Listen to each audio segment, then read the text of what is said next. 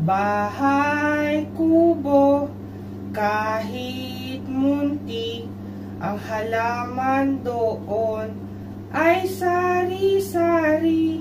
Singkamas at talong, sigarilyas at mani, sitaw, bataw, patani, kundol, patola, upod, kalabasa, at saka meron pa labanos, mustasa, sibuyas, kamatis, bawang at luya. Sa paligid-ligid ay puno ng linga.